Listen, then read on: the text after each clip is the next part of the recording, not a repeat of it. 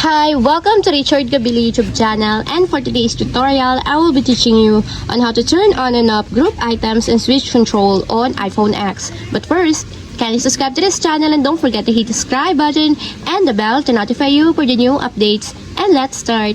Using your iPhone X from your home screen, first go to Settings. Then in the settings, scroll down and find the accessibility and then tap. Then in the accessibility, scroll down again and go to physical and motor section and then tap the switch control.